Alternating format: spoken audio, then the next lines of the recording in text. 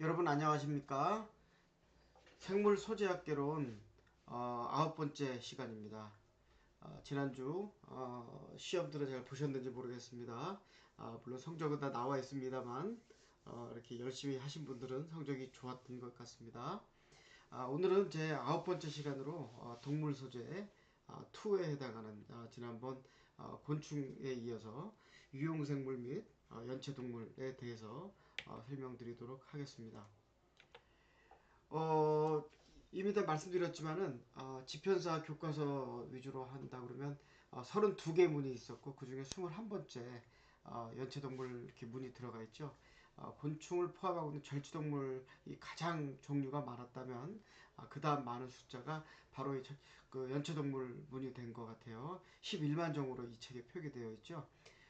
그리고 그 다음에 요 책자로 이제 가게 되면 동물대항성 6판으로 가게 되면은 연체동물물이 이제 중간쯤에 유형동물과 환영동물 옆에 들어가 있죠. 역시 선구동물에 속하고 후생동물에 속해서 들어가 있고 대표적으로 달팽이를 그려놓은 모습을 보실 수가 있겠습니다. 사실은 이제 이런 연체동물을 배우기 위해서는 이렇게 바닷가에 가서 하면 너무 좋은 수업을 할 수가 있어요.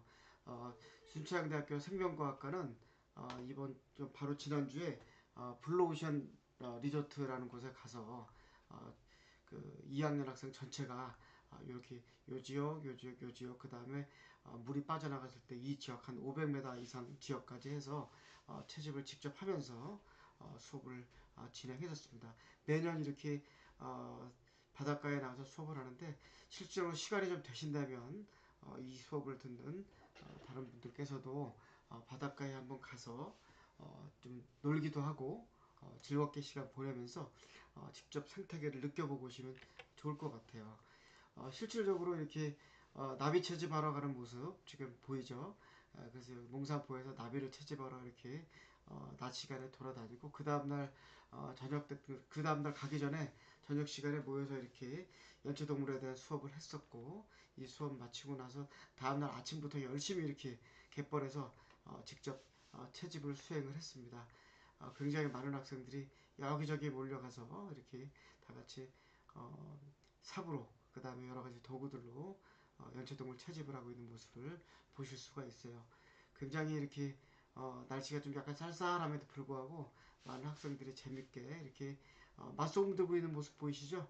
이 맛소금을 들고서 실제로 맛조개 같은 걸 캘 때 이렇게 소금을 그 구멍에다 이렇게 집어넣으면 모래구멍에다 집어넣으면 뻘에는 구멍이죠. 거기다 집어넣으면 이렇게 그 조개가 살짝 올라올 때 그때 이제 잡는 거거든요. 그래서 이렇게 통에다 이렇게 그 양념통이죠. 여기다 놓고서 소금을 뿌려서 조개가 나오는 모습을 보고 기뻐하는 학생들의 모습을 볼 수 있습니다. 잡은 모습입니다.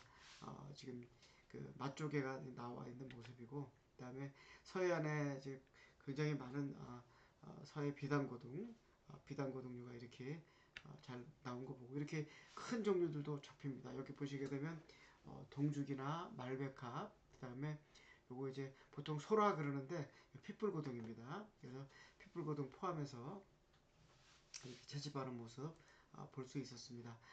이러한 바닷가를 이야기할 때 우리는 이제 이렇게 용어를 좀 알아야 될 것 같은데요. 이제 슈프라 리토랄, 그 다음에 리토랄, 그 다음에 서브 리토랄. 그래서 이제 하이 워터와 로우 워터, 밀물로 가장 많이 들어왔을 때랑 썰물로 가장 많이 나갔을 때 요 차이가 요 지역을 인터타이달이라 그러면서 리토랄 지역이라고 이야기를 합니다. 그래서 용어가 좀 어색할 수 있기 때문에 한글로 좀 바꿔보면 조간대, 아조간대, 그다음에 이제 그 한 대륙붕이라고 그러죠. 실제로 한 200m 정도 되는 수심의 지역, 거기를 대륙붕이라고 그러는데 여기 about 200m에 적어놨죠. 여기까지 포틱 리전 그러니까 실제로 명역이라고 표현을 했죠. 햇빛이 그래도 좀 어느 정도 영향을 미치는 곳 여기를 명역이라고 그러고 요 암역으로 가게 되면 실질적으로 그 빛이 잘 없기 때문에 그냥 어두운 바닷속을 연상하시면 될 것 같아요. 그래서 그 영역까지를 심해표층, 심해중층, 그 다음에 1000m에서 4m 차이를 점심해, 여기서는 베티페랄직이라고 이제 얘기를 하죠. 그 다음에 아비살, 하달, 그런데 심연층 이렇게 얘기하고, 굉장히 경사가 급격하게 지금 보이는 모습 이렇게 그림으로 표현해 놨어요. 그래서 아조간대, 조간대 이렇게 되어 있는데, 우리가 보통 채집을 하는 지역은 밀물섬을 왔다 갔다 하는 최적의 지역인 조간대를 보통 많이 여기서 채집을 하도록 되어 있습니다. 그래서 특히 이제 아까 여기 해당하는 조간대에 해당하는 부분에 있어서 해안 습지, 그다음에 연근의 생태계 이렇게 표현을 하는데, 해안 습지 이제 갯벌 주변 생태계의 모식도죠. 그래서 해안 습지가 있고 연근의 생태계가 있는데, 갈대밭, 칠면조, 그다음에 여기 이제 하구 생태계, 갯벌 생태계, 그다음에 여기는 조화대 연근의 생태계 이렇게 표현을 합니다. 그래서 이 정도의 용어를 간단하게 여러분들이 알면 좋을 것 같아요. 갯벌에서의 먹이사슬의 개념도입니다. 그래서 이제 가장 바닥에 있는 게 동식물의 사체, 분괴, 그 다음에 입상 유기물들, 입자 형태로 된 유기물들이 있는데, 거기에 따라서 이제 박테리아 계열이 있고, 식물 플랭크톤, 저서 규조류들이 있고, 바위 해안이나 이제 하구역에는 대형 해조류와, 그다음에 하구역에는 조화대 생물, 그다음에 이런 것들의 군집 등으로부터 이제 유입되는 그런 형태를 보이고, 그 다음에 참개찌렁이, 연체동물, 각광류에서 연체동물이 여기 객공이, 민치니 이런 것들이 여기 포함되어 있다 표현하고 있고, 부유물 식자는 이제 이렇게 조개, 그 다음에 꽃게쪽인데, 여기 조개도 실제로 여기 얘기하는 것들 전부 다 연체동물에 해당하죠. 그 다음에 완종류 그랬는데 얘는 연체동물은 아닙니다. 완족동물은 이제 나중에 나오겠지만 브라키오포다, 그래서 조개사돈 이런 애들이 있는데 그런 애들이 있고, 그 다음에 천공성 고등류, 그래서 큰 구슬 우렁이라든가 개두렁이, 그 다음에 상향포식자로 가서 꽃게, 민꽃게, 보리새우, 망두거류, 그 다음에 하향포식자에는 이런 물새떼 같은 것들이 들어가 있습니다. 그래서 이런 생물들을 다 얘기할 필요는 없지만, 기본적으로 이 생산자와 그 다음에 소비자를 구분해서 이야기할 수 있어야 되고, 크게 부유물과 퇴적물 식자로 나눈다라는 이 정도만 알고 있어도 좋을 것 같아요. 이러한 갯벌 생물을 분류할 적에 생태 쪽에서는 이렇게 크기에 따라서 분류를 하게 되는데, 초대형, 대형, 중형, 소형으로 나눕니다. 그래서 이제 보통 채를 통해서 이제 흙과 함께 이렇게 떠서 채를 통과하는 기준으로 하는데, 0.1mm 이하가 소형 저소 생물이죠. 그러니까 1mm의 10분의 1이잖아, 그죠?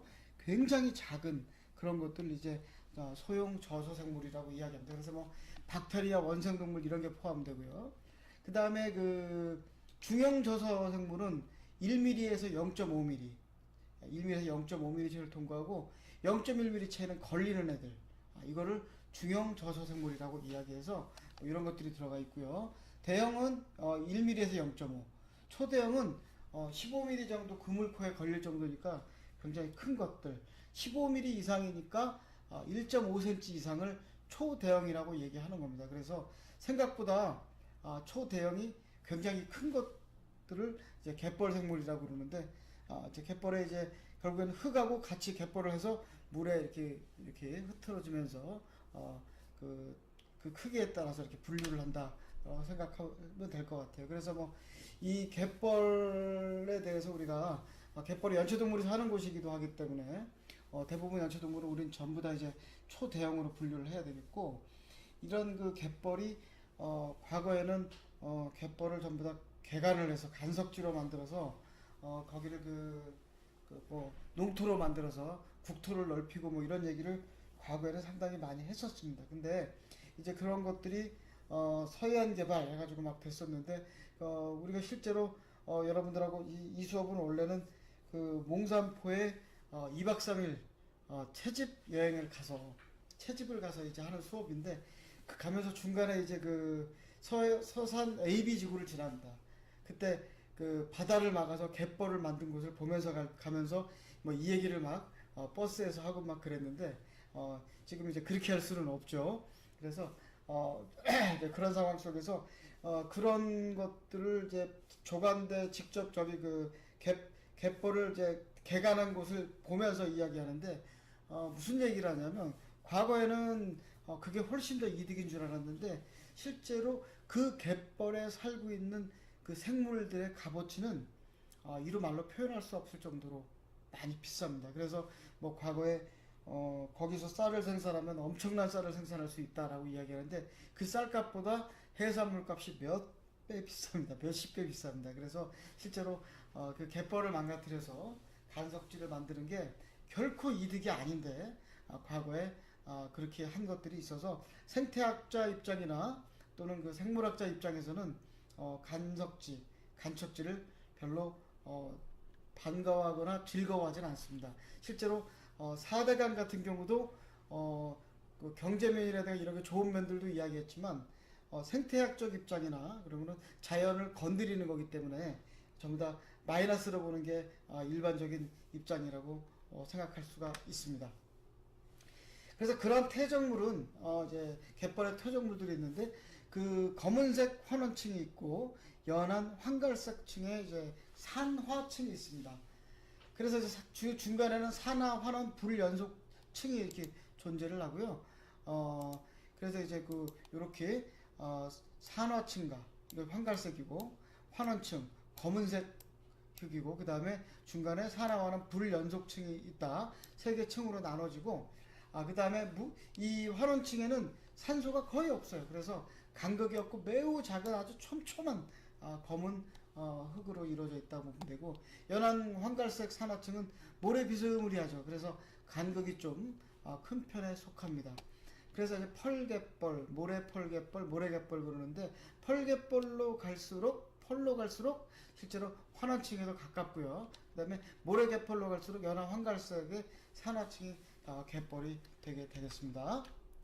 자, 그래서 이제 연체동물이 서식하는 바다에 대한 이야기를 했고 실제로 바다 말고도 연체동물은 민물에도 살고 있죠. 그래서 민물종 애들도 많이 있는데 일단은 이 항상 수업이 몽산포에서 이루어져 보니까 해산이 또 종류도 많고 해서 해산 위주로 이야기하는 경우가 많죠.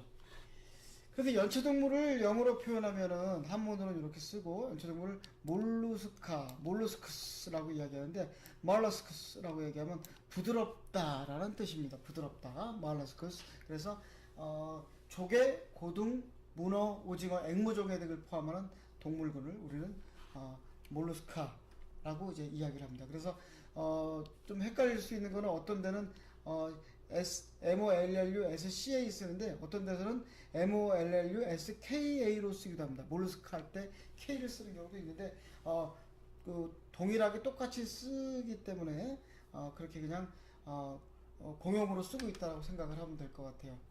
그 연체동물 아까 얘기했듯이 조개, 고등, 문어, 오징어, 앵무조개 이런 거니까 대부분이 좌우 대칭이고요.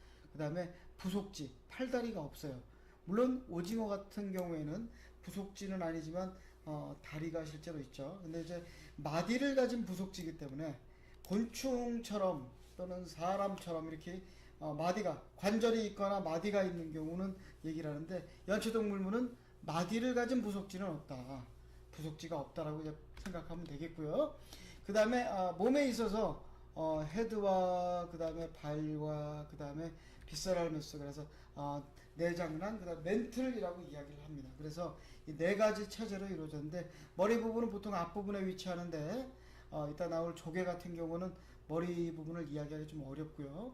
그 다음에 발이 있어서 이동을 하게 되거나 먹이를 포획하게 되는데 특별하게 발달된 근육이 있어요. 그래서 근육 부분 우리가 잘 먹는 부분, 조개 잘 먹는 근육 부분은 실제로는 발이나 또는 이제 근육이 잘 발달한 발을 많이 먹고 그 다음에 그 이외에 뭐 생식소, 큰 조개들은 생식소를 먹는 경우가 있죠.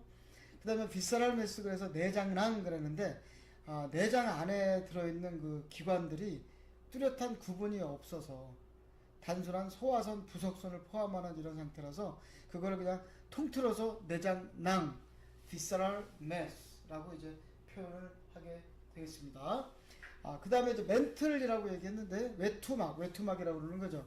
그래서 내장낭, visceral mass 일부가 분화돼서 그래서 분화라는 말을 썼는데 분화를 역시 영어로 뭐라고 하는 사람이 혹시 있을까요? 분화 영어로 뭘까요? differentiation, 그 일부 기관이나 이런 것들이 differentiation, 달라지는 거죠.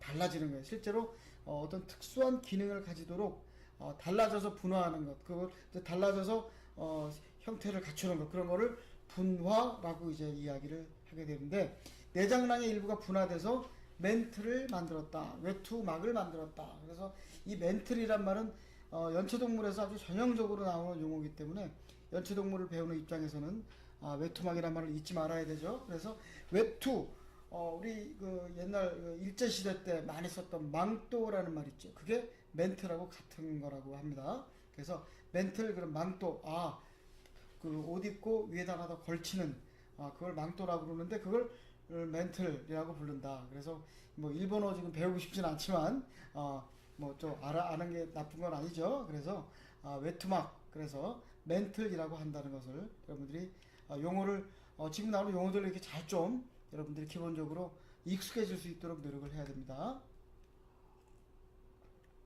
그 다음에 외투강이라는 곳이 있어요. 외투강.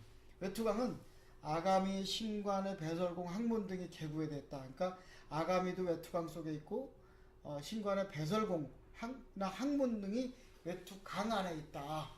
그래서 뭐 나중에 또 이야기하겠지만, 다시 이야기하겠지만, 멘털 캐버티에서 외투강이라고 이야기하면, 외투강은 실제로 그 연체동물의 본인의 그 몸 자체는 아니죠. 근데 몸 자체는 아닌데 그 외투막이 있어서 몸 자체를 전체를 보호하고 있는. 그러니까 쉽게 얘기하면은 조개 껍데기로 조개 알맹이를 감싸고 있는데 중간에 빈 부분들 있잖아, 그죠? 그 비어 있는 부분을 멘틀 캐버티라고 생각하면 돼요. 이따 그림과 함께 다시 설명을 간단하게 드릴 예정입니다. 그 다음에 연체동물에는 차강이 있는데, 몸에 그 빈 곳들이 있는데, 생식강, 위심강, 심강 등으로 되어 있는데, 생식강은 이제 reproductive cavity, 그래서 생식에 관련된 강이고, 거기에는 실제로 생식기가 개구되어 있을 가능성이 높죠. 위심강은 cardial cavity인데 pericardial, 그러니까 cardial 그러면 심장이라는 뜻이죠. 카디얼 그럼 심장인데, 페리카디얼 그러니까 페리페리는 주변을 감싸는 느낌, 이게 이 페리입니다. 그래서 위심강이라고 표현하고요. 신강, 레널 캐버티라고 얘기하죠. 그래서 우리로 따지자면 신장, 그죠? 키드니, 이거와 같이 생각을 하면 될 것 같아요. 그 다음에 연체동물의 소화계입니다. 소화계는 이제 다이제스티브 시스템 그러는데, 입에서부터 시작해서 항문까지 이제 포함되어 있죠. 그래서 입은 버칼메스, 그래서 이제 버칼메스라고 표현하고, 식도는 이소파거스, 그래서 사람에서 이야기하는 이소파거스랑 똑같은 느낌, 그죠? 같습니다. 그 다음에 위도 똑같아, 그죠? 소장도 똑같아, 그죠? 그 다음에 사람은 대장 그러는데, 얘들은 대장의 끝에 있는 그 우리가 보통 라지 인테스틴이라고 하는 부분의 맨 끝 부분을 직장이라고 그러는데, 얘는 소장과 직장으로 바로 이제 이야기를 합니다. 그래서 원래는 이제 보통은 곤충 같은 거 나중에 나오면 전장, 중장, 후장 그래가지고 표현하는데, 얘는 소장, 직장, 항문, 에누스 이렇게 해서 이제 표현을 하고 있고, 그 이외에 특이한 그 선이 하나 있는데, 글랜드가 있는데, 미드것 글랜드라는 게 있어요. 미드것 글랜드. 그래서 중장선이라고 이제 표현합니다. 그리고 이제 입에는 이빨이 들어있는데, 그 이빨이 뭐 모든 종류가 다 있는 건 아니고 복종류라든가 뭐 이런 것들이 있는데, 그 아주 특이한 기관이죠. 라둘라 치설이라고 부릅니다. 그래서 설이니까 혓바닥을 생각하면 되고, 치니까 이빨이죠. 그래서 혓바닥 같은데 거기에 오돌도돌하게 이빨이 돋아나 있다라고 생각을 하면 될 것 같아요. 이따가 사진으로 또 보여드릴 겁니다. 그다음 두 종류 경우에는 악판이라고 해서 저 플레이스를 갖고 있어요. 그래서 두 종류는 머리에 다리가 달린 종류니까 우리가 소위 말하는 문어, 오징어, 꼴뚜기 뭐 이런 것들이 되겠죠. 네. 자, 그래서 이제 그 치설 같은 경우에 이렇게 생겼어요. 이게 제가 이제 대학교 3학년 때 실험실에서 직접 제가 이제 뽑았던 그 조그마한 물달팽이 종류들, 실제로 또아리 물달팽이인데 그 녀석들의 치설입니다. 이렇게 주걱처럼 이렇게 보이죠. 근데 이게 혓바닥처럼 생각하시면 되고, 여기에 오돌도돌 튀어나와 있어요. 웬돌이 물달팽이의 치설이고, 그래서 실제로 이런 치설은 복종류는 이제 100% 갖고 있죠. 그래서 실제로 이제 동양달팽이라는 종류인데, 예전에 이제 제가 있던 제 지도 교수님 정혜영 교수님 실험실에서 주로 많이 사용했던 이제 샘플이에요. 그래가지고 동양달팽이인데 동양달팽이를 키울 때 이렇게 그 고구마, 당근, 오이 이런 걸 주면 아주 잘 먹습니다. 특히 상추도 매번 주는데 잘 먹는데 실제로 당근을 이렇게 갈아 먹은 흔적들이 있고 고구마 같은 경우에 갈아 먹은 흔적이 이렇게 뻥 뚫리죠. 여기도 보시면 이렇게 뻥뻥 뚫립니다. 그래서 먹이를 잘 갈아 먹는데 뭘로 갈아 먹을까요? 치설, 라둘라, RADULA, 라둘라가 그런 역할을 합니다. 그리고 치설이 심하게 날카로운 경우에는 이렇게 조개 껍데기에 구멍을 뽕 내가지고 여기다가 소화액을 쫙 뿌려가지고 녹인다. 녹이면 이제 죽겠죠. 그리고 쭉 빨아먹습니다. 그렇게 해서 먹게 되는데 이러한 치설 같은 경우에는 연체동물에 있는 아주 독특한 섭식기관이기 때문에 연체동물 문을 이야기하면서 이야기 안 할 수가 없어요. 생물 종마다 모양들이 다 틀려서 그 종을 나타내는 특징으로 이야기할 수 있고 그 다음에 그 치설의 배열의 숫자라든가 모양에 따라서 이제 또 나눌 수가 있는데 일단은 광학현미경 레벨에서 뽑아서 볼을 때 이렇게 선설형, 유설형, 협설, 시설, 양설, 익설형으로 이야기합니다. 그래서 모양이 뭐 날개 모양이다, 뭐 양설형, 뭐 시설 이렇게 표현하는데 어쨌든간 그 한자로 살펴보면 그 뜻이 다 나올 것 같은데 모양과 관계에 있는 이름들을 이렇게 붙여놨는데 여러분들이 뭐 이 형태를 외울 필요까지는 없을 것 같아요. 이거 6가지 종류가 있다. 그래서 치설 종류가 6가지로 나눠져 있어. 뭐 이 정도로 알면 될 것 같은데 그래서 실제로 이제 종류마다 다 다르기 때문에 뭐 재밌는 사람 나중에 실험해 볼 수 있는 거지만 A부터 시작해서 H까지 지금 여러 개의 연체동물을 실험에 한번 사용해 본 거죠. 실제로 초등학교 선생님께서 궁금하다고 하셔서 이 실험을 같이 해드린 적이 있어요. 그래서 A는 핏불고등의 후두부인데 이게 외투막 후두부인데 이 머리 부분을 딱 잘라가지고 이렇게 잘라가지고 날카롭게 잘라가지고 그걸 그 치설을 꺼낼 수가 있는데 꺼내면 이렇게 옆에 이렇게 치설 돌기들이 막 이렇게 있어요. 그리고 치설이 붙어 있고 요걸 딱 꺾으면은 이런 모습입니다. 날카롭죠. 그러다 보니까 실제로 핏불고등 같은 경우에는 아까 조개 껍데기 구멍 낸 거 있죠. 얘들이 그렇게 합니다. 굉장히 날카로운 요걸로 구멍을 이렇게 뽕 뚫어요. 그래서 이렇게 자세히 좀 살펴보면은 세 개가 딱 튀어나와 있는 모습 보이죠. 이거를 전자현미경으로 보면은 이렇게 보입니다.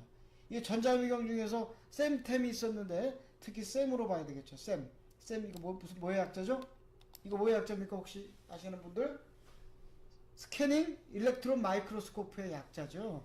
그래서 이 샘으로 보면 이렇게 날카로운 모습이 아주 정확하게 보입니다. 그래서 치설이고 여기 이제 노누렁이인데 노누렁이 후두부를 쫙 잘라서 절개를 한 다음에 보면 여기 빨간 부분 이렇게 있죠. 요게 치설을 포함한 구강낭입니다.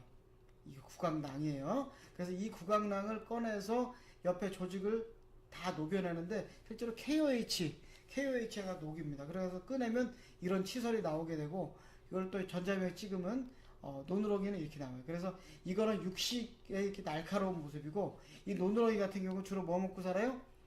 그 수초 같은 거 이렇게 갉아먹고 삽니다. 식물성입니다. 그래서 식물성은 이렇게 갈기 좋게 날카로운 거가 아니라 이런 모습의 라둘라를 가지고 있습니다.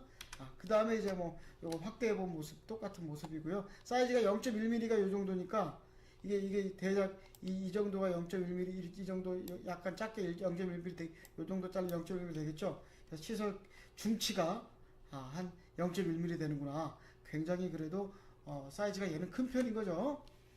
아까 보여드렸던 동양달팽이 치설은 완전히 이렇게 둥그스름하게 생겼어요. 이렇게 생겼습니다. 그래가지고 둥그스름하게 생겨서 역시 초식인 걸 볼 수 있고 맵사리 같은 경우는 이거 지금 이제 보게 되면 맵사리는 아마 잡식으로 알고 있는데 이렇게 굉장히 날카롭고 긴 치설을 가지고 있고 개울타리 고동 얘들 같은 경우도 이렇게 이런 특이한 모양을 종마다 다 틀리죠. 그 다음에 A하고 D는 또아리 물달팽이, A하고 D는 요건 또아리 물달팽이, 그 다음에 B하고 E는 배꼽 또아리 물달팽이, C하고 F는 왼돌이 물달팽이. 아까 사진은 실제로 여기 있었죠. 여기 FGH 그죠? FGH 여기에 FGH 요게 이제 이렇게 왼돌이 물달팽이가 되겠습니다. 대부분 달팽이들은 오른쪽으로 꼬여 있습니다. 근데 왼돌이 물달팽이 같은 경우는 거꾸로 꼬여 있어요. 보시게 되면 여기 보면 요 꼬여 있는 게 오른쪽으로 꼬여 있지 않고 왼쪽으로 꼬여 있어서 왼돌이 물달팽이라고 이제 부르게 되겠습니다. 그래서 이 치설이 움직이는 원리는 지금 이제 여기 아까 얘기했던 치설 돌기가 이렇게 있고 거북에 이렇게 근육이 막 붙어 있죠. 그래서 치설 돌기에 전견인근이 있고 치설에 전견인근이 있고 치설 자체에 그 근육이 달라붙는 경우가 있고 그 다음에 치설 돌기에 달라붙어 아까 희끄무리하게 보이던 그 치설 돌기인데 그 부분에 이렇게 매달려 있는 거죠. 그래서 치설이 치설 돌기와 함께 막 움직여요. 그래서 이렇게 완전히 튀어나와 있는 이런 상태가 되고 이렇게 되는데 이게 실제로 당기면 이걸 쭉 당기면 치설돌기도 같이 움직여서 이렇게 마찰이 일어나기 어려웠다가 딱 바닥에 밀착되면서 이 입 주둥이를 다 댄 거죠, 그죠? 다 대면서 밀착되면서 치설돌기 위에서 마치 그 컨베이어 벨트가 움직이듯이 쫙 움직이면 아래 위로 치설이 여기까지 갔다가 여기까지 갔다 그죠? 그래서 쓱싹쓱싹 이렇게 지금 제 모습을 보여드리면서 이제 해면 좋은데 그 왼손 오른손 걸쳐놓고서 이렇게 스크래핑하는 장면을 나중에 실험 시간에 이따가 한번 얘기를 해볼까 한번 생각해 볼게요. 실험 시간 내용은 전혀 다른 거라서. 예.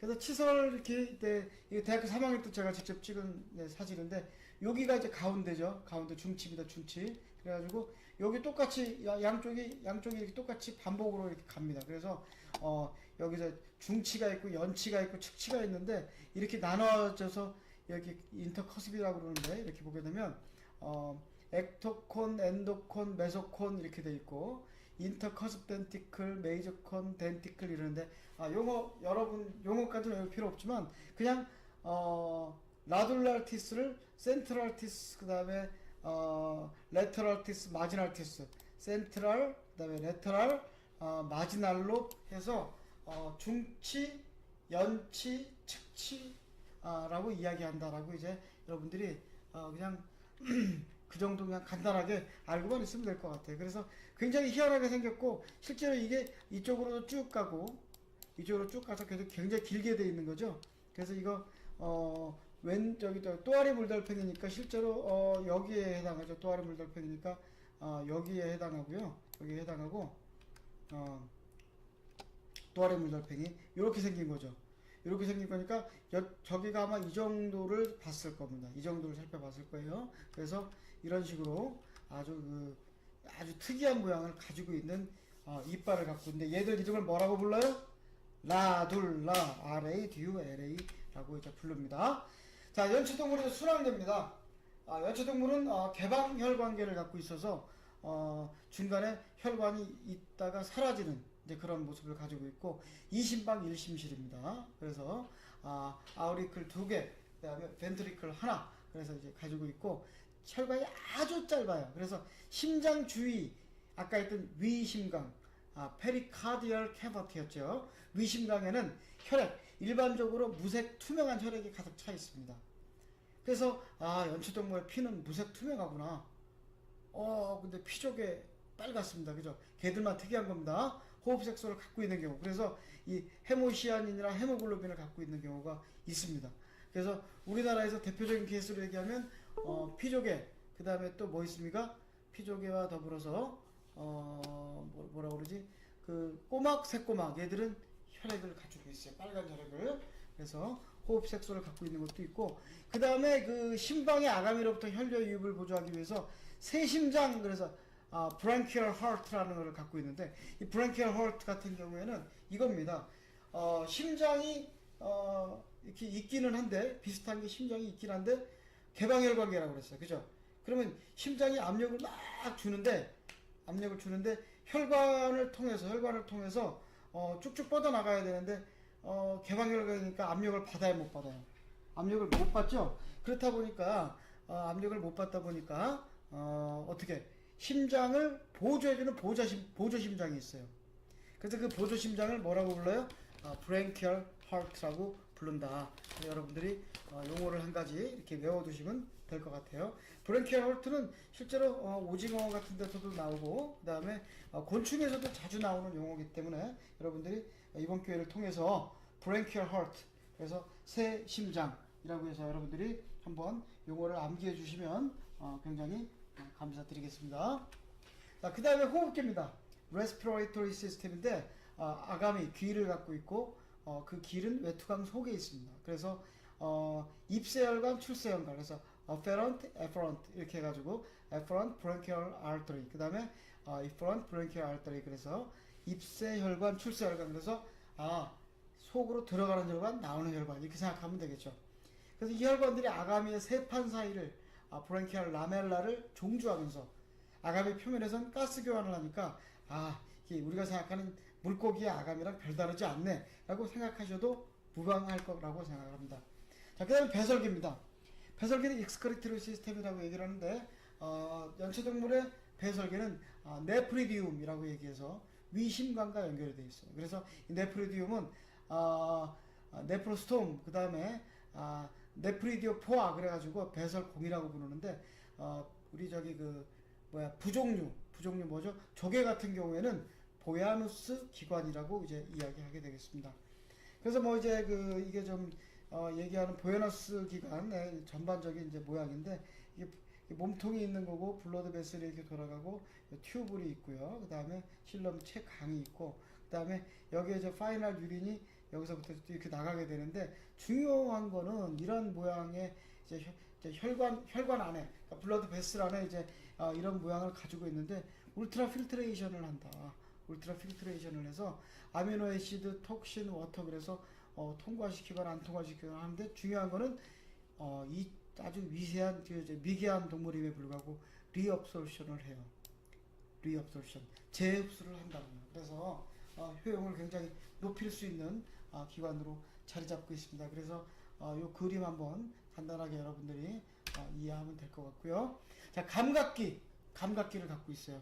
한 쌍의 잘 발달된 눈을 보통은 가지고 있습니다. 그 다음에 평형포라고 해서 스타토시스트라고 해서 평형토를 갖고 있고 포를 갖고 있고 그 다음에 후검기, 그래서 물이 들어오는 쪽에 아가미 막의 그 뒤쪽 감각상피의 부분이다 이렇게 얘기했는데 이게 왜 필요하냐 그러면은 먹이를 걸러서 먹는데 그 아가미 막 쪽을 통해서 먹이가 막 들어오잖아, 그죠? 그것들을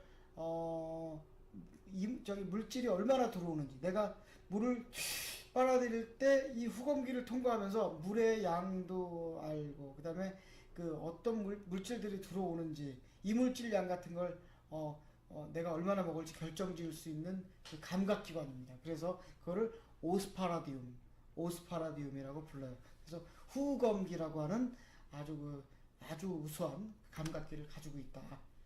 자, 생식소 같은 경우에는 등쪽 채강에 보통 위치를 합니다. 그래서 이따 모식도가 나오겠지만 등쪽 채강에 위치하고 있고 성숙한 정자나 난자는 채강 속에 배출돼서 배설기인 신관을 통해서 체외로 나가서 물속에서 수정하거나 정포낭을 이용하는 경우도 있고 그 다음에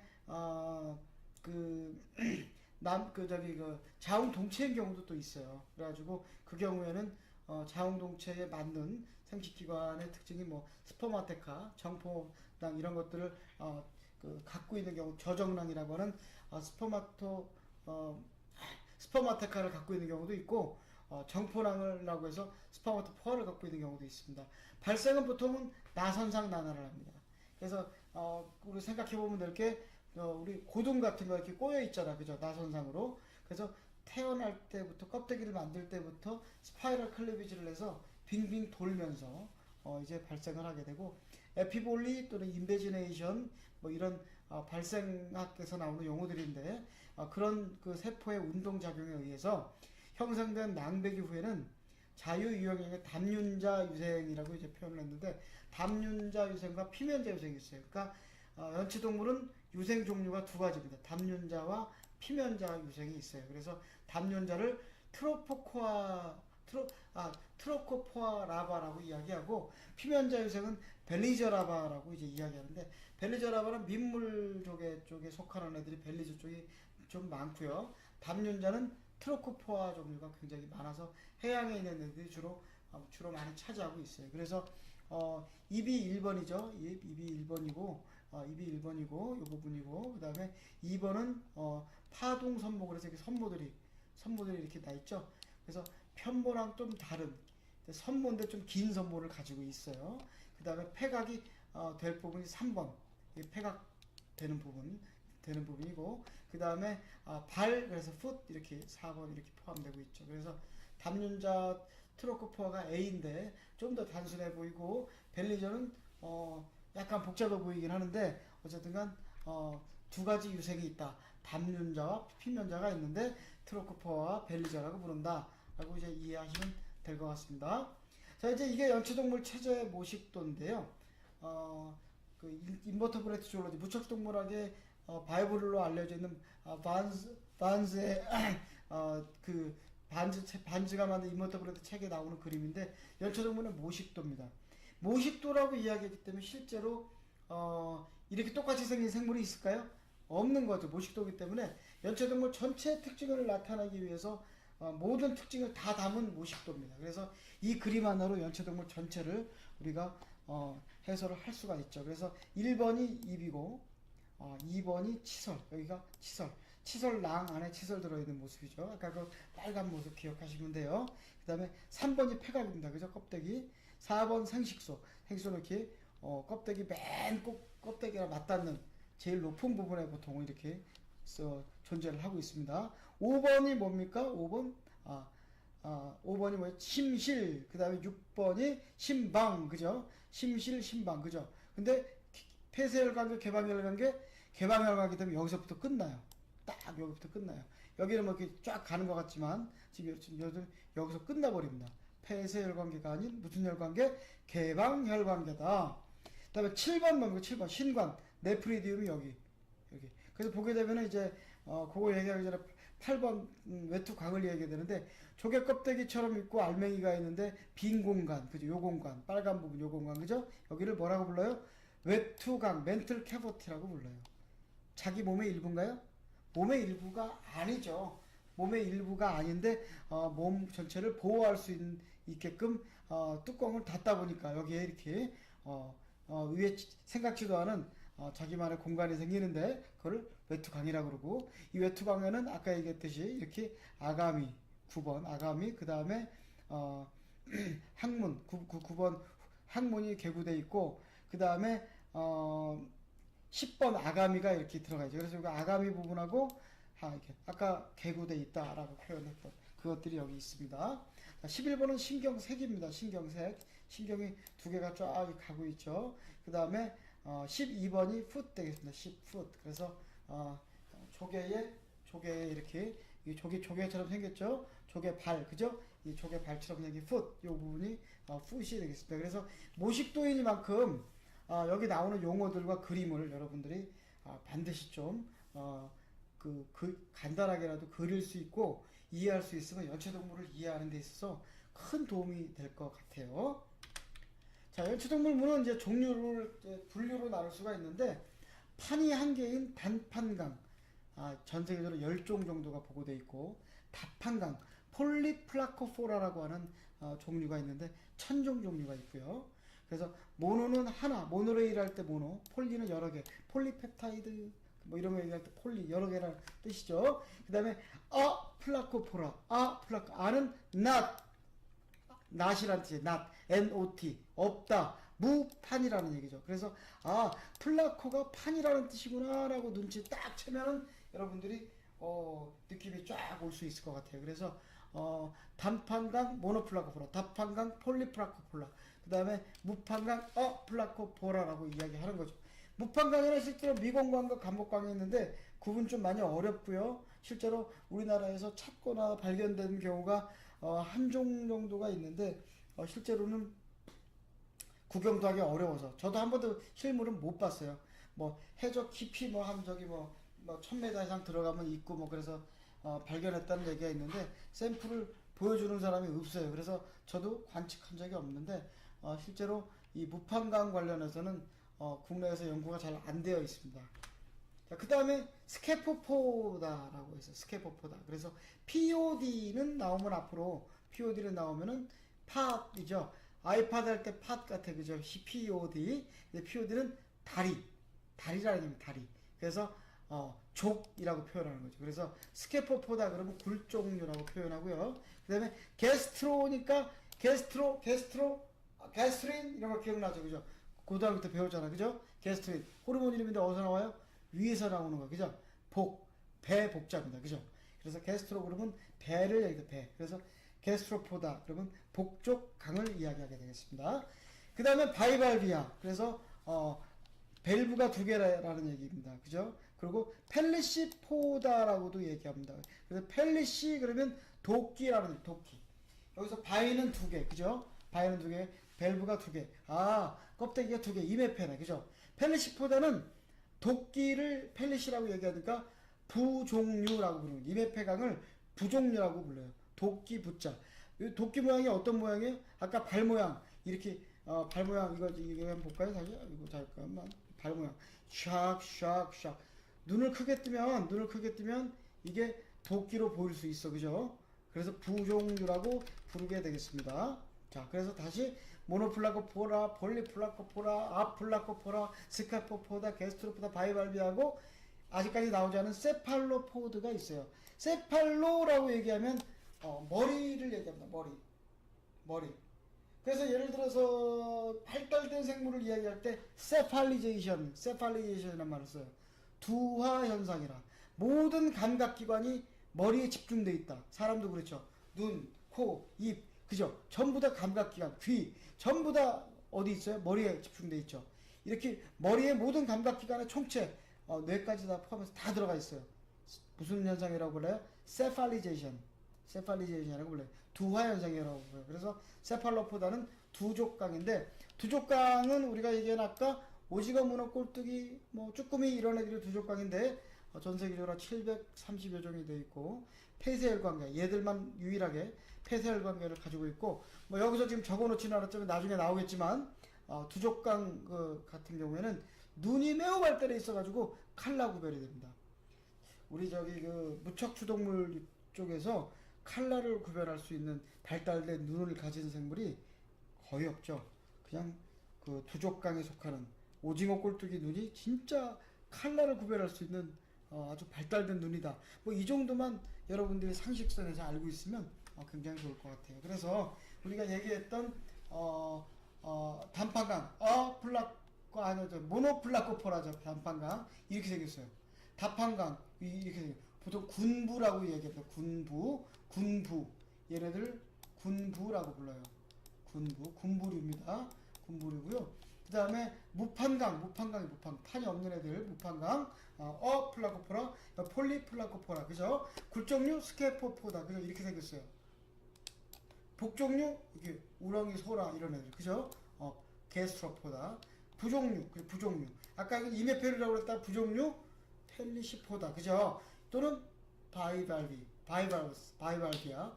두 종류 머리 위에 발이 달렸다. 세팔로포다, 그죠? 두족강. 그래서 7개의 강으로 여러분들은 이해를 하시면 될 것 같습니다.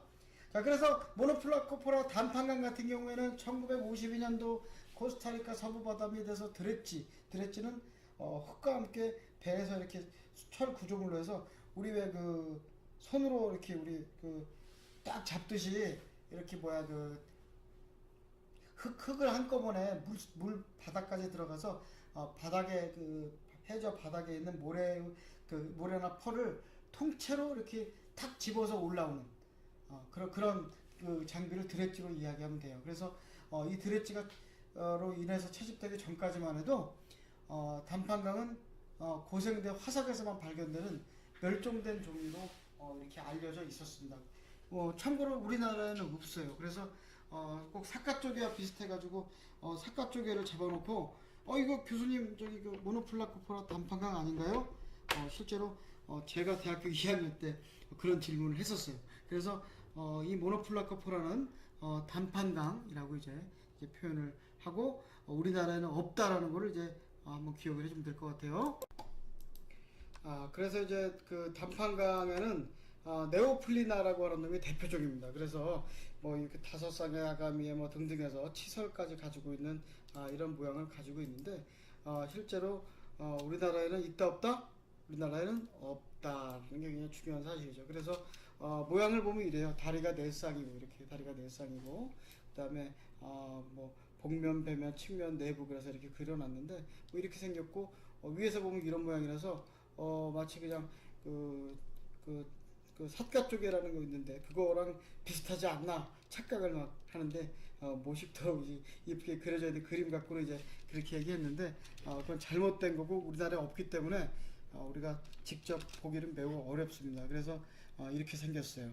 그러니까 배면이 이렇게 생겼기 때문에 굉장히 특이하고 볼 때는 그냥 조개 같지만 전혀 다르다. 단판강이었고요. 그 다음에 폴리플라코포라입니다. 다판강인데 바다의 그 바위 위에 붙어서 산다. 종에 따라서는 깊은 곳에 사는 종류도 있다. 그 다음에 치설을 가지고 있다. 그래서 일반적인 치설은 은인데 치설은 탄산칼슘을 포함하고 있는데 이들 치설은 철분 물질인 마그네타이트라는 물질로 이루어져서 일반적인 우리가 생각하는 아까 봤던 그 치설들은 탄산칼슘인데 좀 약간 그렇게 날카롭지 않은 부들부들한 느낌인데 얘들은 마그네타이트라고 하는 철분 포함 물질로 이루어져서 매우 딱딱합니다. 우리나라 경우는 연두군부, 군부, 털군부, 줄군부 이런 것들이 있고 피면자 시기를 거치지를 않는 특징을 갖고 있고 채집후 표본 제작하는 방법이 중요하다 그랬는데 돌돌 말립니다. 이렇게 생긴 애들인데 돌돌 말려요. 그래서 이렇게 말리고 이렇게 말려서 실제로 표본을 제작하려고 그러면 바닷가에 직접 여러분들과 채집을 했다면 현장에서 보여주면 되는데 얘네들이 그 슬라이드 글래스를 가져가서 슬라이드 글래스에 딱 붙여놓고 그 상태로 꽁꽁 묶어서 말려야만 이제 이렇게 구부러지지 않은 형태로 표본을 만들 수가 있죠. 그래서 표본 만들기 굉장히 중요하고 판이 보게 되면 하나, 둘, 셋, 넷, 다섯, 여섯, 일곱, 여덟 개. 여기부터 둘, 셋, 넷, 다섯, 여섯, 일곱. 미안합니다. 8개 판으로 이루어져 있습니다. 8개 판. 자, 그래서 다판강 뭐 내부 구조는 입이 이렇고 해서 아까 우리 전체 모식도 그렸던 걸 보면서 위심강도 있고 심장도 있고 항문이 여기 있고 해서 이렇게 모양을 볼 수 있습니다. 그 다음에 쌍신경류 그래가지고 다판류는 이렇게 쌍신경류 그래서 이렇게 쭉 내려온 이렇게 신경계를 갖고 있어요. 그래서 너버스 시스템 자체가 A처럼 돼 있고 그 다음에 각안 그래서 쉘 아이 그래서 그 조개 껍데기 같은 껍데기 안에 이렇게 눈이 들어가 있는 그런 형태죠. 그래서 이렇게 생겼고 신경환 너브링을 가지고 있고 그다음에 구신경 그래서 보칼 너브라고 해서 이렇게 보칼 너브를 가지고 있어요. 그래서 뭐 기타 이런 거 있는데 중요한 거는 광수용세포를 이렇게 단면에 가지고 있어서 이렇게 세포가 이렇게 뾰족하게 생긴 모양 포토리셉터셀을 가지고 있습니다. 그 다음에 미공강이라고 해서 아까 무판류에서 나온 미공강인데 모두 해산종이고 바닥에서 굴을 파고 외투강과 아가미를 내놓고 있다 그러고 자웅 동체고요. 사이즈는 2mm에서 140mm라서 좀 왔다 갔다 하고 익스크리션 신관이 없고요. 치솔은 있는데 먹이는 작은 미생물이나 퇴적물을 먹어요. 칼슘 성분이 비늘로 쌓여있는 몸 바디를 가지고 있고 전 세계적으로 70여 종 우리나라에는 딱 한 종이 있다고 그러는데 아까 말씀드렸듯이 이 한 종이 있는 거 저도 한 번도 본 적이 없습니다. 관복강 같은 경우는 자유생활하고 자웅동체 신관이 없고 치설이 없고 자포동물 니다리아를 먹고 산다. 자포동물 문에서 이제 나오겠죠. 그 다음에 세계적으로 180여 종이 있는데 우리나라에는 없어요. 관복강은 없어요. 그래서 무판류 그러면 아까 얘기했던 이 미공강에 해당하는 거에는 한 종 정도가 있고 우리나라에는 관복강은 없어서 한 종류밖에 없다. 그래서 무판류 그래가지고 되는데 네오메니아 그래서 1번이 입 여기 입 그죠? 입 그죠? 2번은 복부 구 그래서 복부에 이렇게 구가 쫙 이렇게 함몰된 벤트럴 그루브를 가지고 있죠. 3번 배설강 느낌이 배설강처럼 느껴지면 좋겠어요. 영어로 뭐라고 그래요? 클로아카. 굉장히 어려운 단어죠. 클로아카 배설강입니다. 4번 풋입니다. 풋 4번 이 부분 풋이라고 부릅니다. 자, 그 다음에 관복광, 뭐 미공광 외부 형태가 이렇게 생겨서 이런 게 있다라고 생각하시면 되고, 그 다음에 스케포포다, 글 종류가 되겠다. 글 종류. 조간대에서 6천마다 바다 밑까지 분포를 하고 있고, 4mm에서 25cm까지 사이즈가 다양하고, 허마프로다이트 그랬는데 자웅동체란 얘기입니다. 뿔조개 종류는 전부 다 굴종이에요. 그래서 쇳뿔조개, 뿔조개, 여덟목 뿔조개, 얘들이 전부 다 굴종류가 되겠습니다. 이 굴종류도 치설을 갖고 있어요. 그래서 태종물이나 원생동물을 먹고 살고, 선모 또는 머리에서 길게 뻗은 돌기에서 잡은 뒤에 입으로 가져가는 형태, 이렇게 하게 되는데, 폐각의 끝부분은 항상 모래 진흙 위에 나와 있고 아가미가 없어서 가스 교환 자체는 외투막에서 하고 있는 생물이 되겠습니다. 그래서 이렇게 생겨서 여기 갯벌 바닥이죠. 바닥 여기 이렇게 뾰족하게 튀어나와 있어요. 그죠? 그래서 여기 입부터 시작해가지고 그다음에 두사, 그래서 카타큘라라고 하는 두사라는 부분이 있고 뭐 쭉 있습니다. 그래서 한번 봐두시면 될 것 같아요. 복족강은 게스트로포다. 현생종 35,000종, 화석종 15,000종, 그래서 제일 많은 종류를 가지고 있는 게 복족강이죠. 아까 이야기했던 달팽이, 고둥 이런 애들. 그래서 큰 거는 군소 그랬는데, 아까 폴리플라코프라는 군부라고 그랬잖아, 그죠? 이 군소는 바다 달팽이를 군소류라고 보통 얘기하면 될 것 같아요. 그래서 아주 작은 1mm 저기 그 사이즈에서 2m까지 굉장히 큰 사이즈까지 있다. 그래서 대륙붕, 심해, 바다표면, 담수, 기수, 고산지, 급지, 공중 빼곤 다 살아요. 그래서 어디든지 다 게스트로포다는 만날 수 있다. 치설은 당연하게 있고요. 아까 많이 봤죠? 그리고 복족강에는 특이한 그 현상이 있는데 토우션 현상과 코일링 현상이 있습니다. 이거 항상 뭐 이렇게 토션은 뭐냐, 코일링은 뭐냐, 그래서 단답형으로도 나가고, 그 다음에 뭐 이렇게 자주 여러분들에게 학생들에게 출제했던 문제인데 토션 코일링이 있어요. 그래서 토션 같은 경우는 배설물의 오염 문제 해결하고, 코일링은 머리를 폐각 속에 넣을 수 있게 한다라고 이제 이야기했는데, 무슨 얘기냐, 그림을 보면서 이제 이야기하면 될 것 같아요. 다음 페이지에 있는데, 어쨌든 자기 보호를 하기 위해서 폐각이 있고 2차적인 보호로서 어퍼큘럼, 그래서 석회성 퀴틴 각질 이런 걸로 되어 있는 어퍼큘럼 껍데기로 뚜껑을 닫는 뚜껑을 이야기합니다. 그래서 이따가 그림으로 나올 거고요. 세팔로포다는 전세아강에, 후세아강에, 유폐아강 이렇게 나누게 되는데, 전세아강 같은 경우에는 뭐 구멍사카 쪽에 중복 종류, 신복 종류, 그래서 얘들이 전세아강. 그래서 그 아가미가 앞쪽에 있는 전세아강 이렇게 표현해요. 후세아강은 아가미가 뒤에 있는 거죠. 오피스토브랑키아. 그래서 갯민달팽이, 저기 이제 바다달팽이, 군소류, 민챙이 이런 것들이 후세아강이고, 유폐아강은 폐를 갖고 있다. 폐를, 즉 허파를 갖고 있다라는 느낌으로 받아주시면 되겠어요. 그래서 기안목, 병안목이 있는데, 기안목은 눈이 기부, 그 다음에 병부. 그래서 눈이 바닥에 있다 그러면 이렇게 그 안테나가 딱 갔는데 안테나 밑에 눈이 달렸어요. 물달팽이들은 눈 자체가 그 이렇게 안테나 촉각이 딱 튀어나가는데 그 바닥에 있고요. 병안목은 이 안테나가 쭉 뻗어나가면 안테나 끝에 이제 이렇게 눈이 있는 거예요. 그래서 아까 얘기했던 동영달팽이 같은 경우는 63패라서 촉각 끝에 눈이 있어서 그 안테나가 쭉 가는데 그 안테나 끝에 눈이 달려있는 형태고, 기안목은 물달팽이 같은 것들인데 안테나 밑에 기부에 위치해 있다. 그리고 이제 복족강 모양은 이래요. 그래서 뭐 나층, 나탑, 뭐 채층 그런데, 일단은 이 각경 쭉 세워놓고 봤을 때 요걸 각경이라고 부르고, 그 다음에 요 높이를 각고라고 불러요. 그래서 가로, 세로, 그래서 각고와 각경의 비율을 이야기할 때도 있기 때문에 각고, 각경은 좀 외워주시면 좋겠고, 맨 끝에 부분의 뾰족한 부분을 각정, 그 밑에 있는 부분을 각태각이라고 부르고, 실제로 한 바퀴 돌아가는 요 한 바퀴 요 차이를 나층이라고 얘기하고, 요 전체를 돌아간 요 전체 부분을 여기까지를 나탑이라고 불러요. 여기까지를 나탑이라고 불러요. 요 부분을. 그래서 이렇게 전반적으로 알아주시면 되고, 좀 더 복잡하게 가면 이렇게 더 자세하게 나눌 수도 있어요. 근데 뭐 이 정도 왼쪽에 있는 수준만 알아줘도 굉장히 고마울 거라고 생각을 하고, 동양달팽이 같은 경우는 이제 이렇게 색대를 갖고 있어. 색깔이 이렇게 있어요. 그 다음에 여기를 봉합이라고 부르고 택각이라고 부르고, 이걸 나탑, 채측 뭐 이렇게 부르는데 여기도 똑같죠. 똑같아. 어떻게 똑같아요? 요 부분이 각경이고 그죠? 여기가 각고입니다. 그죠? 각고예요. 그 다음에 색대라는 게 있다. 뭐 이 정도 여러분들 머릿속에 넣어주면 좋고 태각은 아까랑 똑같아. 그죠? 태각. 그래서 옆으로 누우실 때 모습이 이런데 패각이 있고 그 다음에 수관, 사이폰이 있고 3번 덮개팝 아까 얘기했던 오퍼컬럼입니다. 오퍼컬럼 그죠? 그 다음에 4번이 발입니다. 그죠? 이렇습니다. 그래서 뭐 좀 예쁘게 그리면 이렇게 복죽강을 그릴 수도 있어요. 그래서 눈이 아까 여기 있죠? 그러니까 이게 병안목이 되죠. 병안목 그죠?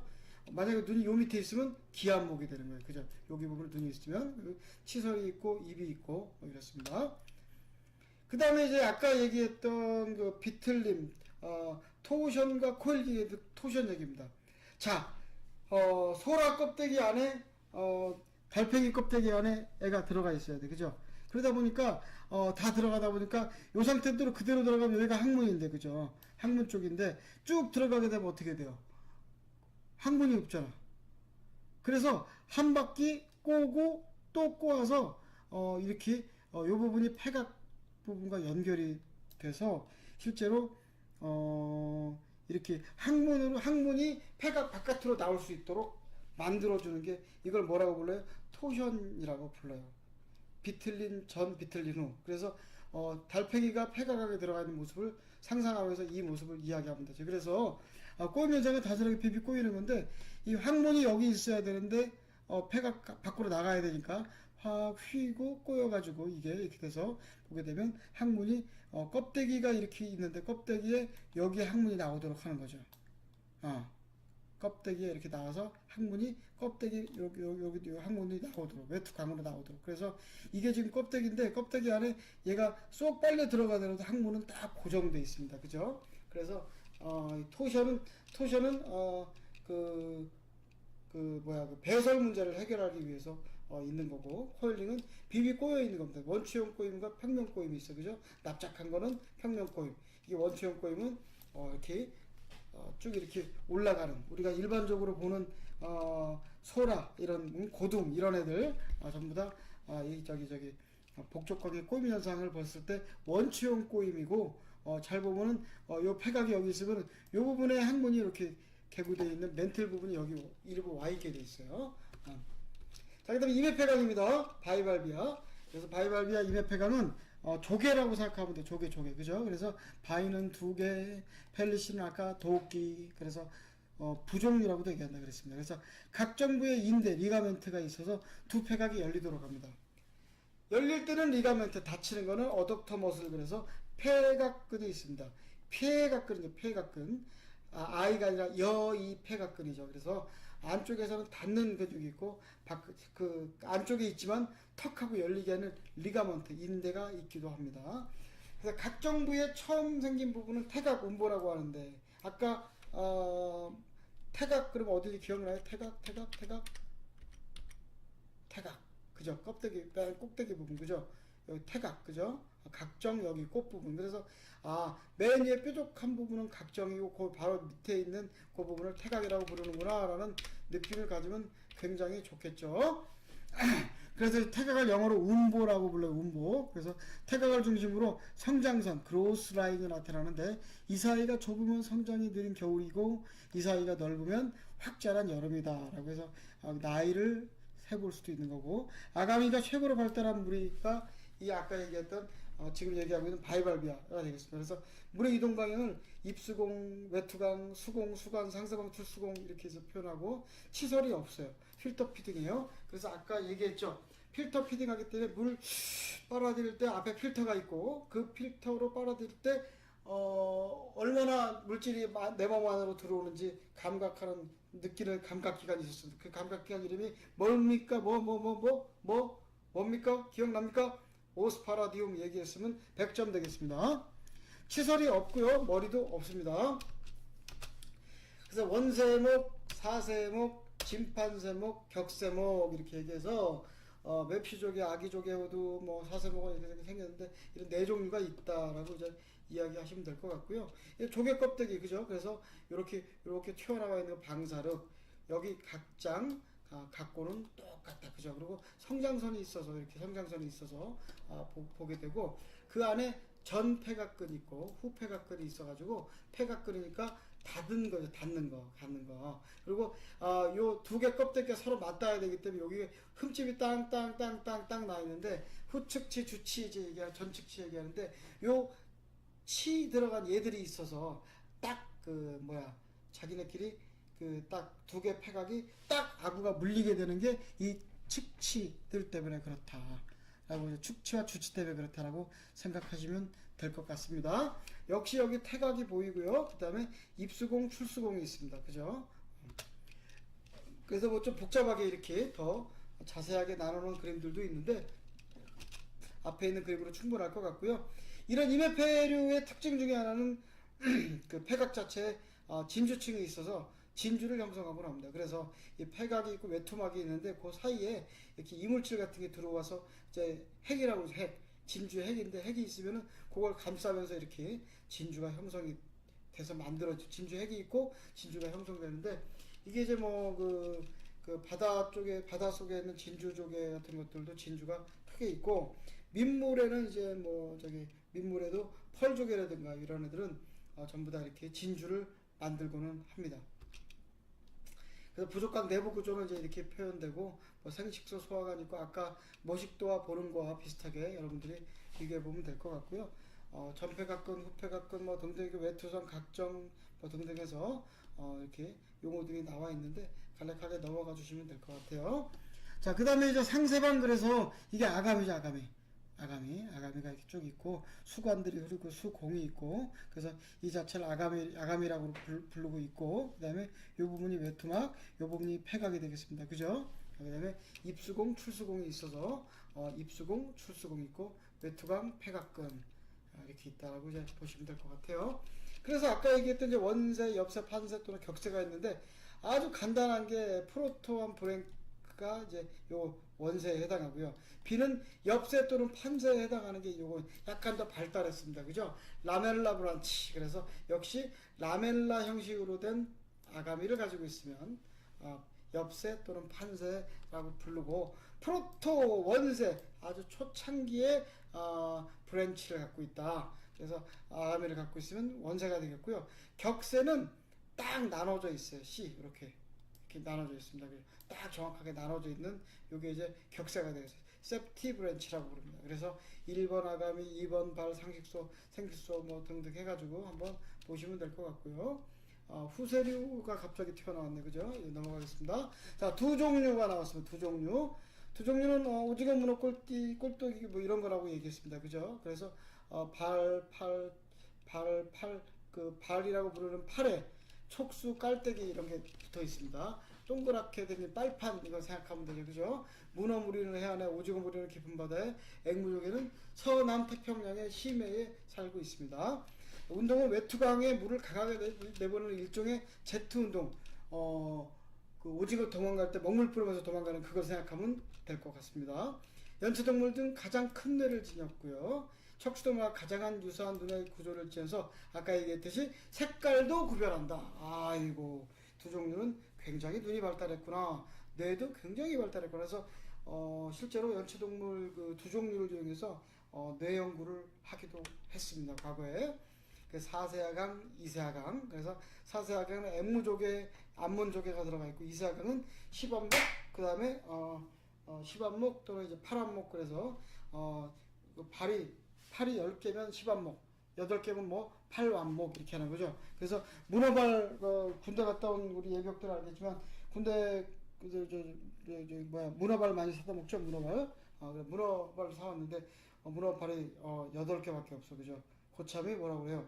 너 2개 먹고 왔지? 그러면서 쥐어 박는데 실제로는 문어는 원래 8개밖에 팔이 없었다. 그래서 팔완목이 되겠습니다. 자, 이렇게 돼서 이제 두 종류의 모식도죠. 그래서 그래서 1번 발이고요. 그죠? 2번 눈, 아이.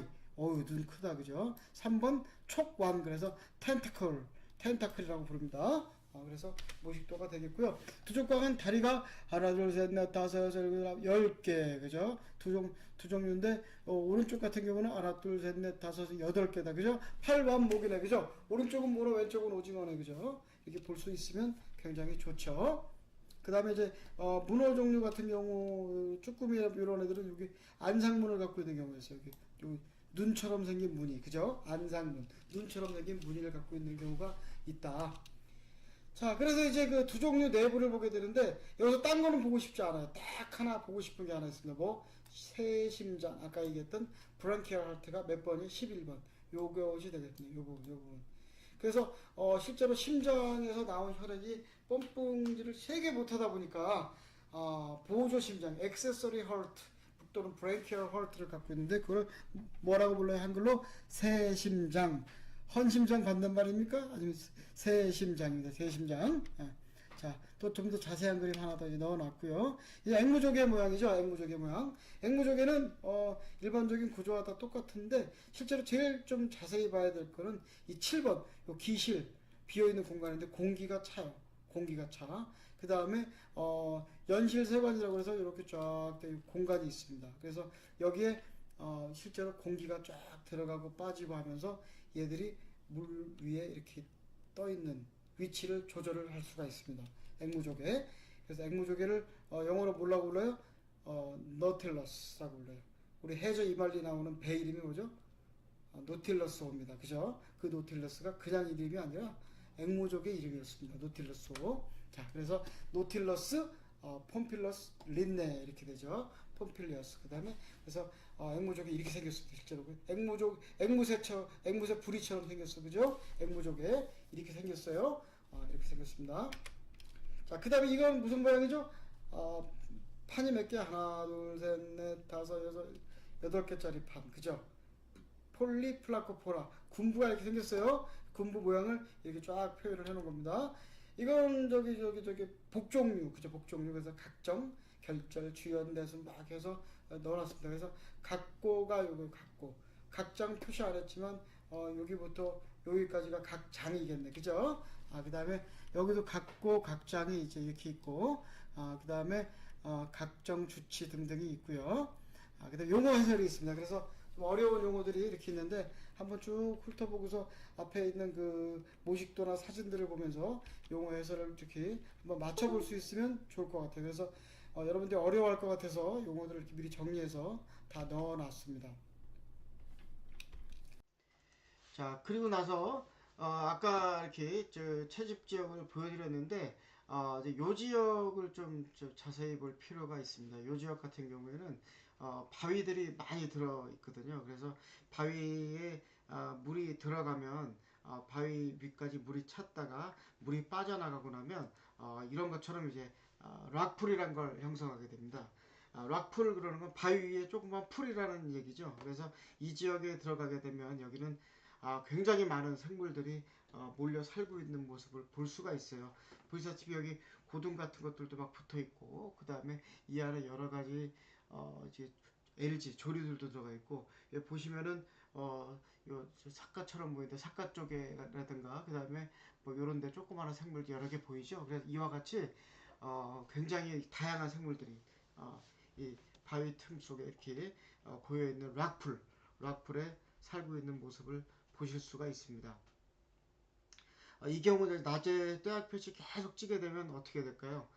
여기 염분도가 점점 올라가겠죠. 그래서 염분도가 올라갔다가 또 바닷물이 들어오면 일반적인 바닷물 염분 농도와 똑같아지고 이거를 하루에 2번 반복하게 되면서 생물이 살고 있는 요런 지역을 우리가 락풀 잊지 않으시면 좋겠고요. 실질적으로 학생들이 잡은 표본들을 매년 가지고 슬라이드를 만들어서 이렇게 이제 한번 보겠는데 몽산포 같은 경우에는 전국 바닷가 중에서 그래도 가장 많은 다양한 연체동물이 나오는 곳으로 알려져 있습니다. 그래서 우리 순천향대학교 같은 경우에는 매년 여기에서 해양 연체동물 실습을 하고 있어요. 그래서 최근에는 가장 많이 나오는 생물이 동죽입니다. 동죽. 그래서 보시게 되면은 과거에는 잘 먹지도 않던 조개인데 이거를 최근에는 많이들 이제 잡아서 먹고 있습니다. 실제로 이렇게 테두리가 살짝 이렇게 생긴 이 동죽 같은 경우에는 그 요즘에 봉골레 파스타에 들어가야 될 그 모시조개가 없다 보니까 동죽 파스타로 이제 해서 그냥 봉골레 파스타라고 그냥 파는 경우도 굉장히 많습니다. 실질적으로 얘네가 모래를 많이 머금고 있어서 모래 빼는 작업을 해야 되죠. 그 소금물에 담가서 한 3일 정도 내비두면 모래가 어느 정도 빠지는 모습을 이제 봐서 먹을 수가 있게 되는데, 뭐 잡아서 바로 그냥 뭐 라면이라든가 칼국수에 끓여 먹는다 그러면 조개는 먹지 말아야 됩니다. 왜냐하면 바로 하면 모래가 엄청나게 씹히기 때문에 그래요. 그래서 해감을 한 3일 정도 식혀서 그 모래가 다 빠지면 실제로 조개도 먹을 수 있는데, 뭐 단순히 국물만 내서 먹겠다 그러면 드실 수도 있을 것 같습니다. 참조하시면 좋을 것 같아요. 그래서 동죽도 모양이 개체적으로 변이가 좀 있는 경우들이 있어서 끄트머리에 이렇게 진하게 테두리를 잡고 있는 녀석들이나 이렇게 모양이 조금씩 다르지만 전부 다 동죽으로 이제 예상이 되고요. 동죽이 맞고요. 그 다음에 작은 대양조개라고 있습니다. 근데 최근에는 이 녀석들 찾아보기가 되게 어렵습니다. 한 10년 사이에 굉장히 많은 종류들이 사라져서 채집이 어려운 현황으로 가고 있는데, 그 중에 한 종이 이 작은 대양조개가 되겠습니다. 부리떡조개라는 녀석이 있습니다. 500원짜리 동전 하나 있으니까 사이즈가 느낌이 잘 올 텐데요. 일반적인 떡조개가 완전히 동그라면서 테두리가 이렇게 성장태가 많이 나 있다면, 성장선이 많이 나 있다면, 부리떡조개는 진짜 부리 모양처럼 이렇게 이런 모양을 가지고 있습니다. 그냥 떡조개 같은 경우에는 아까 말씀드렸듯이 성장선이 연령을 나타내는 성장선이 이렇게 뚜렷하게 보이는 모습을 보실 수가 있습니다. 이 친구들은 말백합입니다. 지금 여기서 대충 볼 때 거의 한 7cm, 8cm 되는 굉장히 사이즈가 큰 아이들인데, 지난번에 그 국립수산과학원 같은 데서 백합 프로젝트를 했는데 양식했는데 실질적으로 양식이 잘 성공적으로 했는데 알고 보니 말백합이었다는 얘기했죠. 그 문제의 종 바로 말백합 되겠습니다. 그래서 굉장히 모래 많이 머금고 있지 않고 비싼 그 페류 중에 하나입니다. 그래서 맛있게 먹을 수 있고 국물 내면 정말 괜찮은 국물을 우리가 먹을 수가 있는 아주 소중한 생명 자원인 것 같습니다. 말백합을 껍데기만 펴서 놓으면 이런 식으로 보이기도 합니다. 바닥에 파란 색깔 이제 그 천을 깔고 이제 찍은 사진 모습인데, 그 위에 살짝 사실은 저기 유리판도 하나 살짝 깐 거죠. 그리고 사진을 찍은 모습인데, 보시게 되면은 이와 같이 색상이 굉장히 노란색처럼 보이죠. 이게 약간 유패에 가까우면서도 색상이 이런 이제 말백합인데, 보시다시피 요와 같이 이렇게 느낌이 전혀 다르게 나타나는 게 사진 찍는 기술과 타이밍, 그 다음에 성장에 따른 지금 모양이 달라진 모습도 있기 때문에 이렇게 보일 수 있다는 점을 여러분들이 그 형태학적 종의 개념을 그 기억하면서 봐주시면 너무나 좋지 않을까라는 생각을 해봤습니다. 그 다음에 빗조개인데요. 얘네들도 굉장히 많이 흔한 종이었습니다. 3, 4cm 정도 되는 사이즈에 그 나무 빛깔색이죠.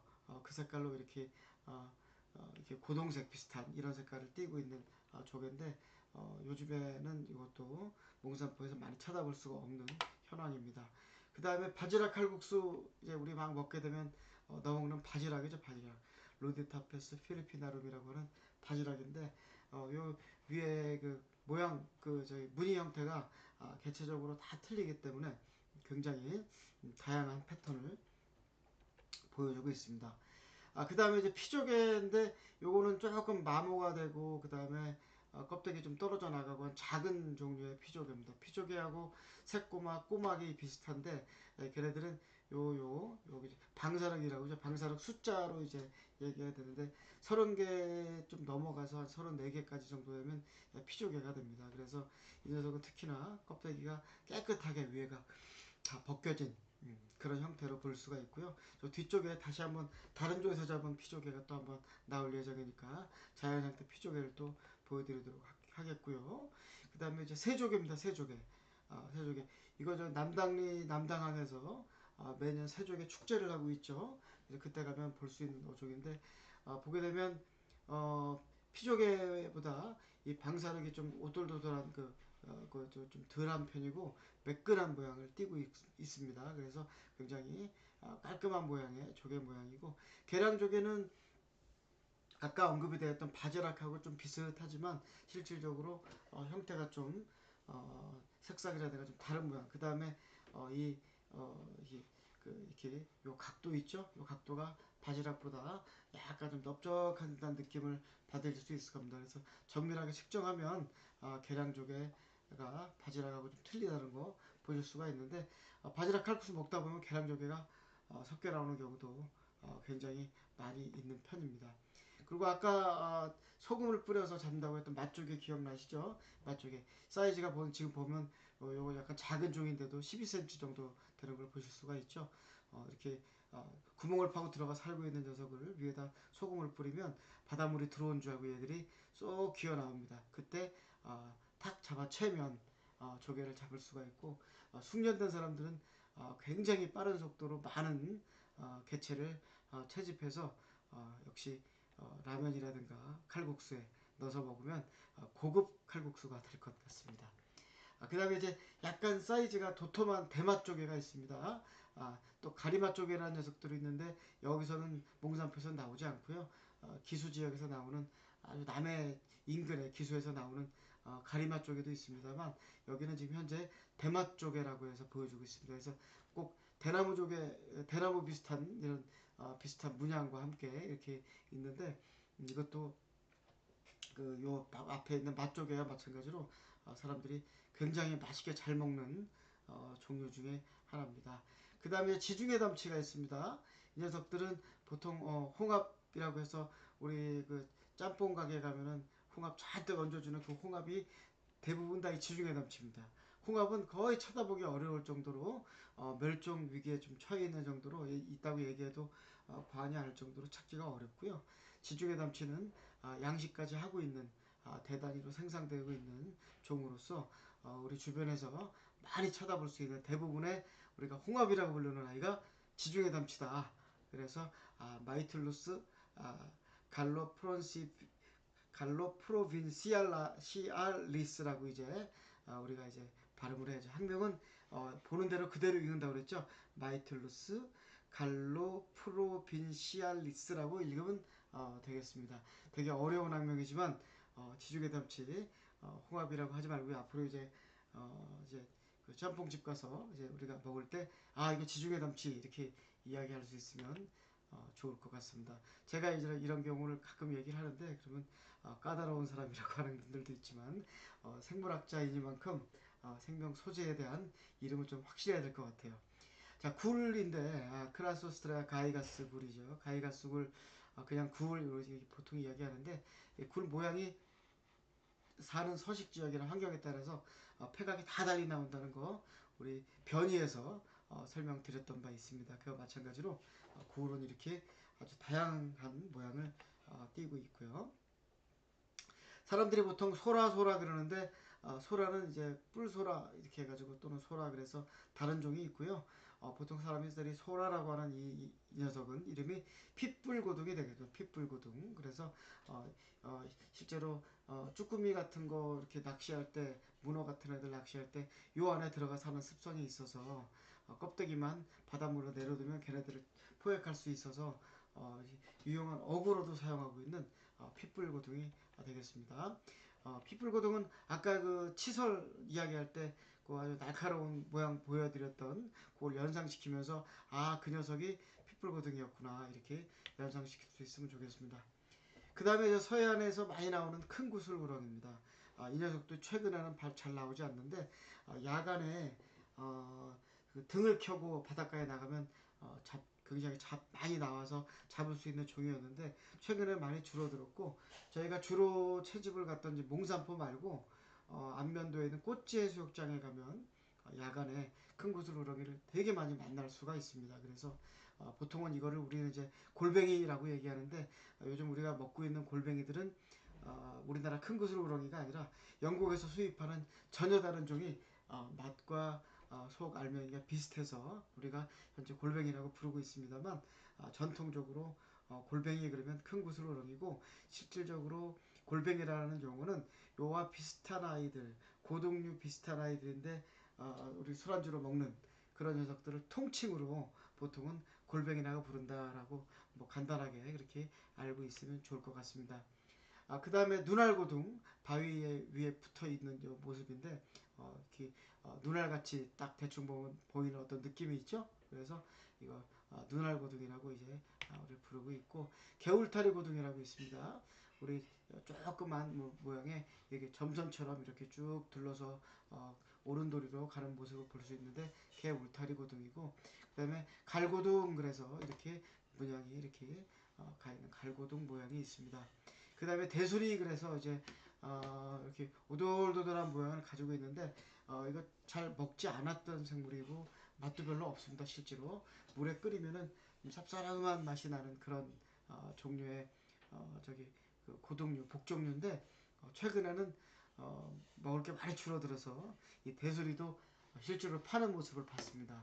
이걸 팔아서 이렇게 뭐 한 바가지에 뭐 한 5,000원 7,000원 이렇게 파는 모습을 최근에도 본 사례가 있습니다. 그 다음에 외감생이 그래서 이렇게 세로줄 모양으로 문양이 나 있는 아이가 있는데 이 외감생이도 최근에는 거의 제가 몽산포나 서해안에서 관찰한 적이 거의 없는 것 같아요. 그 다음에 조개구이집 가면 나오는 키조개죠. 키조개 아트리나 팩티나타 그러는데 이 키조개 같은 경우에는 요 안에 들어있는 폐각근이 참치 캔 하나 조그만 캔 하나 모양이죠. 그거 이렇게 꺼내서 잘라서 얇게 썰어서 먹으면 굉장히 술안주로 맛있게 먹는 그 키조개입니다. 그래서 서해안 요 학생들이 채집하다가 키조개 껍데기를 주워왔는데 여기서 실제로 이렇게 채집이 잘 안 되죠. 왜냐하면 깊숙한 바다에 들어가서 이게 우리 스쿠버를 해서 잡아와야 되는 생물이기 때문에 이렇게 잘 잡기가 어려운 현황인데 실질적으로는 요 끝에 머리만 살짝 그 모래 위로 이렇게 땅 위로 나와 있고 나머지는 큰 몸체는 그 바닥에 숨겨져 있는 그런 형태로 살고 있는데 대천 앞바다에 가면 이 키조개를 스쿠버에서 잡거나 하는 그런 일들이 굉장히 많이 이제 볼 수 있는데 최근에 몽산포에서 이걸 어떻게 그럼 채집이 됐을까 그러면 누군가 사다가 먹고 바닷가에 버렸을 확률로 생각이 되죠. 일반적으로 그냥 바닷가에서 이렇게 채집하기는 쉽지 않은 종입니다. 그 다음에 큰 가리비입니다. 큰 가리비. 가리비 모양이 지금 사이즈를 옆에 되지 않았는데 이 옆에 종이가 지금 현재 살짝 보이는 종이가 A4 용지니까 A4 용지 거의 가득 채운 이 사이즈의 큰 가리비가 있습니다. 굉장히 고급 어종이고 맛있는 어종이고 주로 동해안에도 많이 살지만 서해안에도 이렇게 사는 걸로 이렇게 양쪽에 다 사는 걸로 되어 있죠. 그래서 이 가리비 굉장히 우리가 비싼 페류로 활용이 되고 있고 비단가리비가 보시다시피 이렇게 예쁜 모양의 비단가리비가 있는데 이 가리비 모양이 뭉툭하게 내려오면서 밑에 이 빨간 모습에 굉장히 아름다운 모양의 비단가리비가 서해안에서도 가끔 이렇게 채집이 됩니다. 그리고 피조개 아까 자연상태 모습 보여드린다고 그랬죠. 보게 되면은 이렇게 많이 이렇게 LG 같은 것들 막 묻어서 이렇게 보이며 대충 한 방사력이 40개 정도 이상으로 보이죠. 굉장히 피조개 중에 큰 피조개로 이렇게 모양을 보여드렸습니다. 그 다음에 아담스 백합이라는 녀석이 있습니다. 많이 잡히진 않지만 바닷속에서 채집이 되는 종류고 그 다음에 개조개가 있습니다. 얘는 대량으로 양식까지 할 정도로 큰 조개고 한 마리가 굉장히 크기 때문에 좀 비싸게 거래될 경우에 한 마리에 몇만 원에 거래되는 경우도 있을 정도로 고급 어종 중에 하나입니다. 그래서 부산이나 이런 데 가면 그 매운탕, 해물탕 같은 곳에 아주 상징적으로 큰 조개가 들어가 있는 경우 이 개조개가 나오는 경우가 굉장히 많다라고 말씀드릴 수 있겠습니다. 최근 서해안 인근에 가면 홍조개라고 해서 이게 이 조개를 팔고 있는데 이 정확히 무슨 조개인지 지금 파악을 하기가 좀 어려워요. 아마 해외에서 수입해 온 녀석이 아닌가라고 이제 생각이 되는데, 문양 자체는 마치 그냥 새조개에다가 색깔을 좀 입혀놓은 모양 같이 느껴지게 되는데, 국내에서 그 도감에는 잘 실려있지 않은 녀석으로 알려져 있습니다. 피플고동 깨끗하게 정리한 오른쪽에 도감에 들어간 모습과 그 다음에 자연상태 채집해 온 거 이렇게 뒤집어서 찍은 모습이 되겠습니다. 그래서 실질적으로 좀 아름다웠게 잘 이렇게 마모되지 않은 녀석들은 이렇게 뾰족뾰족하게 예쁜 모양을 하고 있고, 좀 마모가 되거나 해서 된 녀석들은 모양이 그렇게 이쁘지 않게 약간 시커멓게 이렇게 자연 상태에서는 이런 식으로 있는 모습을 보실 수가 있겠습니다. 아까 지중해 담치 자연 상태 모습이고, 왕좁쌀 무늬고등, 그래서 이것도 바위에 락풀 인근에 막 붙어 있는 녀석들 중에 하나입니다만 최근에 찾아보기가 많이 어렵습니다. 전복 같은 경우에 이것도 이제 저기 바닷가에서 주워온 녀석인데 여기가 원산지는 아닐 것 같아요. 그래서 누가 먹고 버렸을 확률도 있지만 뭐 모르겠습니다. 채집이 될 수도 있었겠죠. 근데 제가 아는 한도 내에서는 전복이 서해안에서는 이렇게 잘 채집이 잘 안 되는 걸로 이제 생각이 됩니다. 그다음에 황해비단고등, 아까 서해비단고등, 황해비단고등 그랬는데 최근에 아마 국명이 황해비단고등으로 바뀐 것 같아요. 그래서 굉장히 서해안에서 우점종이고 굉장히 종류가 많은 개체수가 지금도 어느 정도 있는 생물로 되어 있습니다.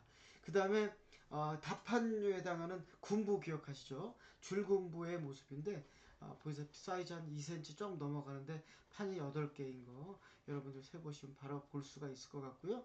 애기 털군부가 있습니다. 역시 8개 판에 그 다음에 잡아서 그냥 띄어진 상태로 두면은 이렇게 오그라들기 때문에 만약에 표본을 만들려고 그러면 딱딱한 슬라이드 글래스 같은 데다가 엎어놓고 이렇게 실로 묶어서 표본을 만들면 예쁜 표본을 만들 수가 있을 것 같아요. 그 다음에 털군부 전부 다 몽산포에서 직접 채집해서 잡아서 만들어 놓은 샘플이라고 보시면 될 것 같고, 아까 라플에 들어있던 사과조개류인데 사과조개 동종 재분류 분이 아니라서 저도 명확하게 종명까지 얘기하기가 좀 어렵습니다만 쳐다보면서 뭐 옆에 있는 녀석과 좀 다르게 주름 이쁜이 사과조개일 것 같다는 생각을 했고 이런 모양으로 생겼습니다. 좀 길쭉하죠. 자, 이렇게 오늘 연체동물에 대해서 전반적으로 이제 알아보았고, 그 자연 생태계 직접 채집 가서 직접 잡은 샘플들까지 간단하게 보여드리면서 설명을 드렸습니다. 연체동물은 아까도 말씀드렸듯이 절지동물 다음으로 가장 많은 종수가 가장 다양한 생물군 중 하나입니다. 굉장히 중요한 생명 자원으로 생각이 되고 여러분들의 많은 관심과 공부 이렇게 열심히 하시라고 말씀드리고 싶습니다. 자, 오늘도 수고 대단히 많으셨습니다. 감사합니다.